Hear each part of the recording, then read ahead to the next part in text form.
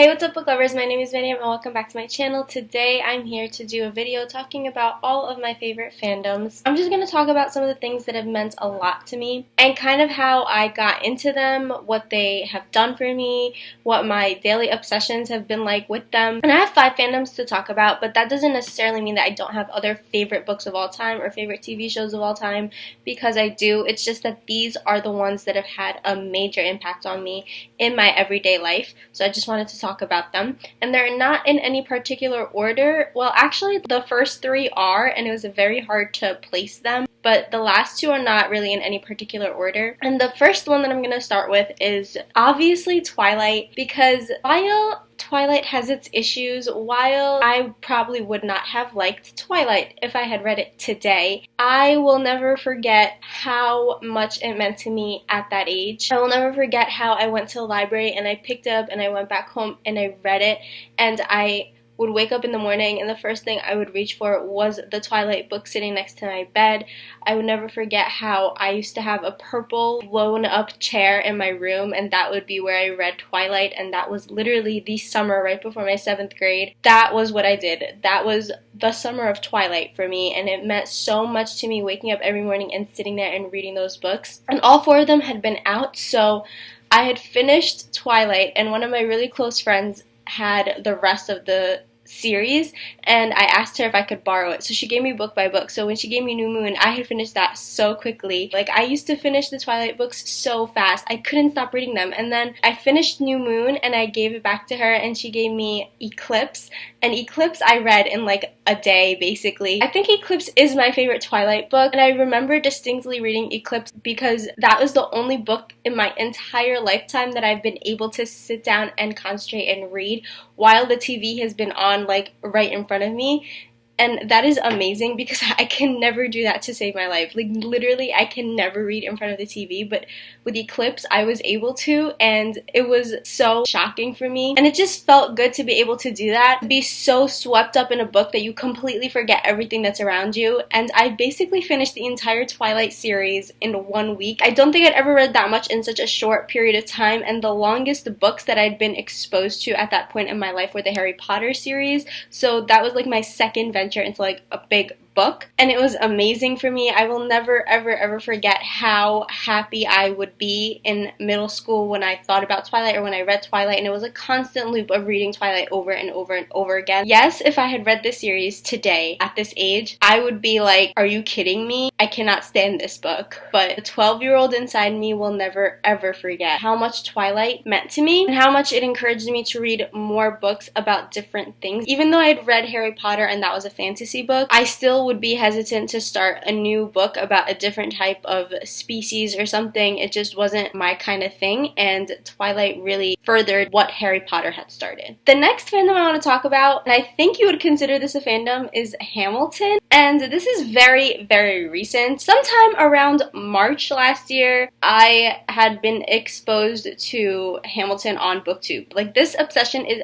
purely because of BookTube. And I remember watching Maureen Keevy's Hamilton book tag, and I was like, what is this? Like, what's Hamilton? And everybody was listening to it, singing about Alexander Hamilton, and I was like, the American history? What? Like, there's now a Broadway musical about that? And it was such a weird concept to me.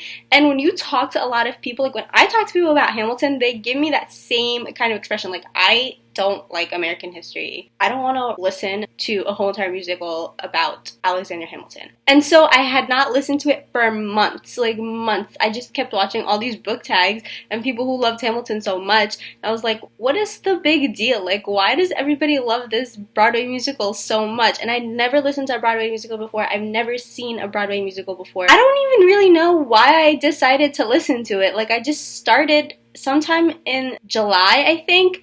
I just started listening to it, and I downloaded the first 11 songs because that's where Satisfied ended. That 11th song was Satisfied, and I'd heard a lot about Satisfied.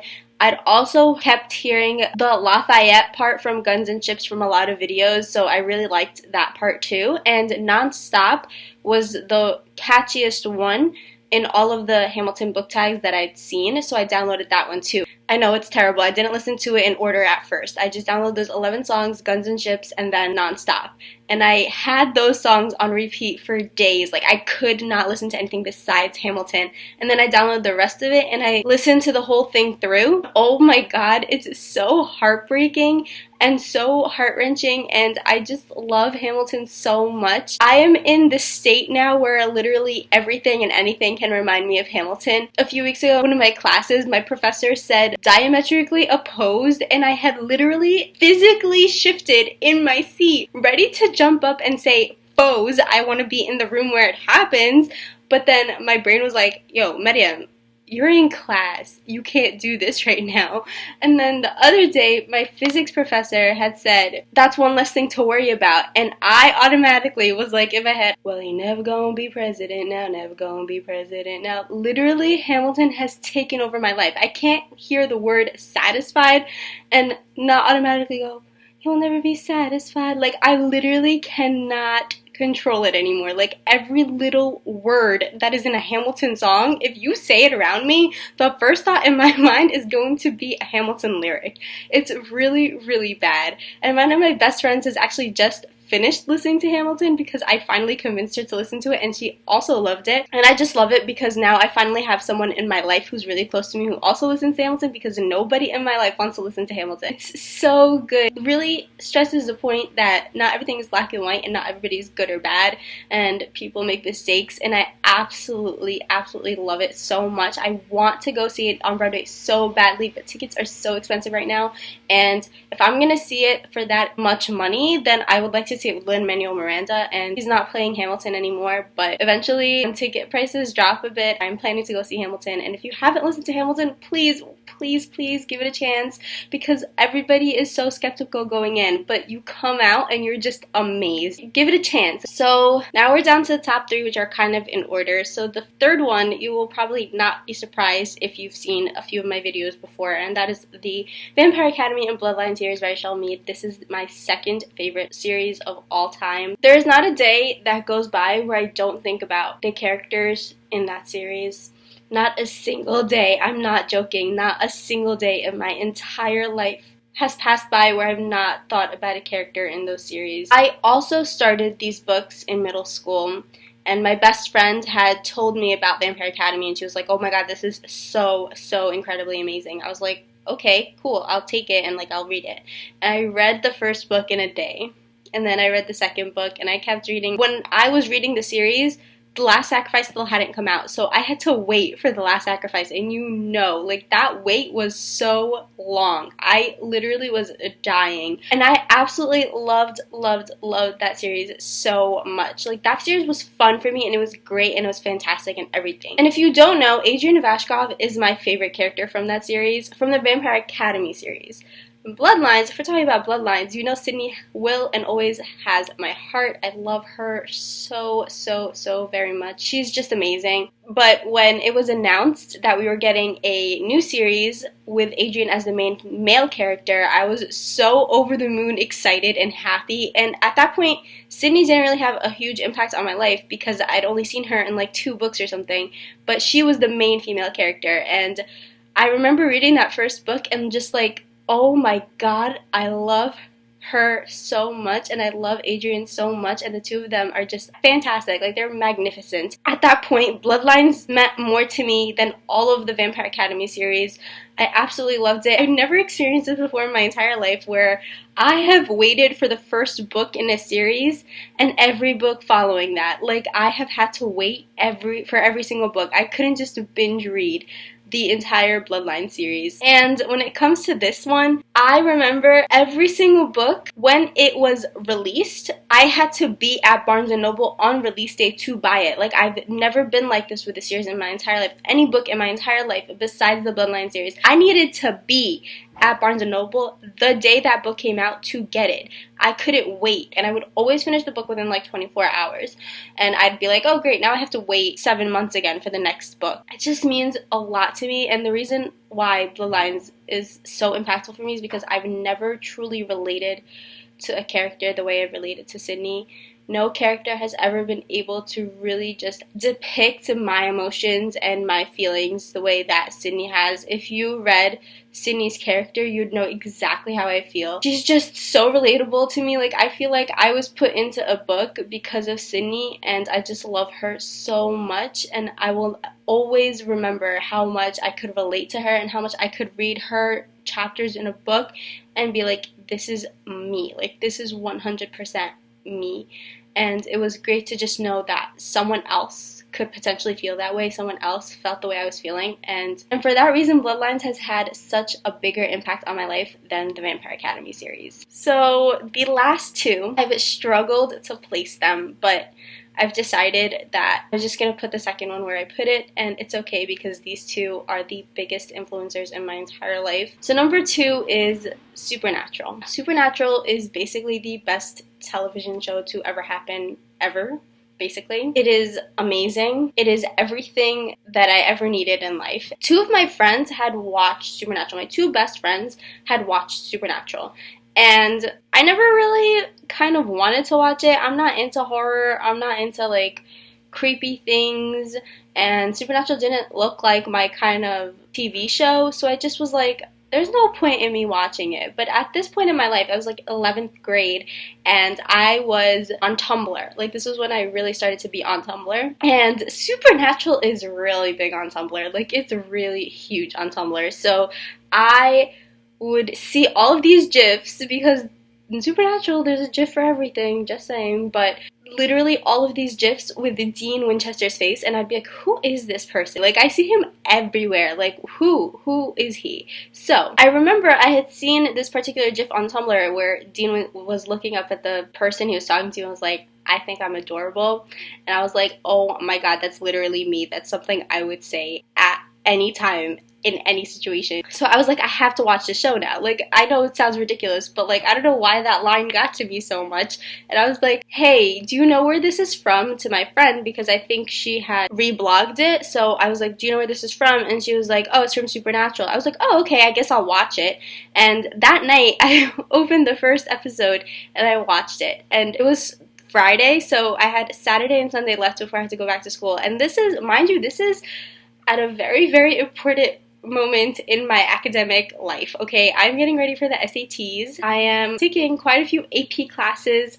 I am doing so much work and I don't really have time to be binge watching a TV show. I watched the first 11 episodes that weekend. I was completely and utterly obsessed with these characters and the story, and I couldn't stop. I literally would be like, one more episode, and then I'd be like, another episode, and then another episode, and I couldn't control myself at any point. I had so much work to do, but I still managed to finish the first 11 episodes. I don't know how it happens, but it did. And then that week, I could not go a single day. Like, I'm not somebody who watches anything on weekdays. Like, when I was younger, like, it was kind of ingrained in me. Like, my parents had always said, weekdays are for work, and then on the weekends you can have fun and watch whatever you want, but not on the days that you have school. That was kind of ingrained in me even when I got older. So I still was not watching anything on the weekdays. But that week, I could not go a single day without watching at least one Supernatural episode. It didn't matter if I had work to do. It didn't matter if I had a homework. Supernatural had to have been a part of my day that week. Like, it just, I had to watch a single episode every single day. And I finished that whole first season in a week, and that's really big because I know for some people it's like, oh, whatever, like, you finished the season. But no, like, for me, I had never done something like that for a really long time and watched it in a week when I had school. That is completely insane. Like, that was 22 episodes in a week when I had schoolwork to do and SAT classes to go to. So that was very, very big for me. And at that point, they were on their 9th season, so I finished all the way halfway through the 9th season until like the hiatus in December. I can't even explain to you how much I talked about Supernatural to my friends in school. Like, they can all probably tell you everything about Supernatural because of me. I would walk in and just talk about Supernatural all day. When I was in 11th grade, Supernatural would come on Tuesdays, so I used to do Supernatural Tuesdays because I had bought a lot of Supernatural shirts. Every Tuesday, I would wear a Supernatural shirt, and it would be Supernatural Tuesday, and I was completely, like, I was obsessed with this show and the characters, and I just absolutely loved it so much. Everything about this show is fantastic. It talks about family and friendship and just getting up even when life sucks, and I really, really needed that at that point in my life. I love that show so much. If you haven't watched it, please give it a chance. Like, I know they're on their 12th season, and even though I'm not caught up because ever since I started college, I haven't been able to do anything, really. So I haven't finished season 11 yet, and I haven't started season 12 either. I know, absolutely appalling. But when I watch Supernatural, I want to enjoy it, and I don't think that I can fully enjoy it right now in college. So at some point, I'm definitely going to get caught up. Maybe during this winter break, I will get caught up, but right now I just can't watch it and really, really immerse myself in the show the way it deserves to be immersed in. And I know, even though I'm not caught up, that if they ever announce that Supernatural is going to be ending after a certain season, I will literally be the first person to be in tears. I can't imagine Supernatural ending. Like, it's been 12 seasons, and I don't really want it to ever end, but, you know, I know it's gonna happen eventually. It's just, I can't think about that day because of how much it means to me. And number one obviously goes to Harry Potter. That series will always, always, always be such an important part of my life. I would not be the reader that I am today if it weren't for Harry Potter. I would not be the person that I am today if it weren't for Harry Potter. It's a great book to teach young children about real life issues, okay? It's fantastic. It's amazing. It teaches them about friendship and family and prejudice, and so many amazing things are ingrained in that book, and everybody should be reading it, in my opinion. I really, really think it's such a fantastic read, and I wish that everybody had read it already. Like, I wish Harry Potter was required reading in school. It's not a literary masterpiece, sure, like Shakespeare and whatever, but you could teach a lot from Harry Potter, a lot. People would enjoy English classes a lot more if they could read things like Harry Potter, just saying. I remember thinking that my friend was absolutely ridiculous in elementary school for loving Harry Potter, and I used to be like, what is that? Like, it sounds so weird. She would say all these weird names like Gryffindor and Slytherin, and I'd be like, what even is that? Like, that's so weird. And by some miracle, went to the library one day, I saw Harry Potter, I was like, alright, fine, whatever, like, I'll give this a try. This was like 4th grade. I read the first 100 pages that night, and at that point in my life, like, I wasn't reading big books like that, and that was a pretty big thing for me. Like, I read those first 100 pages, and then on the bus the next day, I was like, oh my god, this is amazing. Like, this is absolutely amazing. Why didn't I read this earlier? And I read through the first 6 books in that year. And at that point, Harry Potter and the Deathly Hallows still wasn't out yet. The day that Harry Potter and the Deathly Hallows came out, I went to my dad, I was like, you have to take me to Barnes & Noble right now. Harry Potter and the Deathly Hallows is out. Like, we have to go get it. And then he took me to go get it. I bought the Harry Potter and Deathly Hallows. I bought, like, 5 other books in the series, and I had started reading them over and over and over and over again. My old copies of the books are in pieces. My first copy of Harry Potter and the Order of the Phoenix is in 3 different parts. There are pages ripped out. When I would go on vacation, my family relatives would be like, oh, so she's taking Harry Potter with her. Like, I used to take Harry Potter with me everywhere. I couldn't leave my books at home. Like, I feel like I need to make a whole entire separate video about Harry Potter means to me, because I can't really put it into 2 minutes, but just know that nothing in this entire world makes me feel like Harry Potter did, and I just absolutely, absolutely loved it so very much. So those are my 5 favorite fandoms. Let me know what fandoms have had a huge impact on your life and what they've meant to you. Thank you guys so much for watching. I hope you enjoyed this video. If you did, please like, comment, and subscribe, and I'll see you next time with a new video. Bye!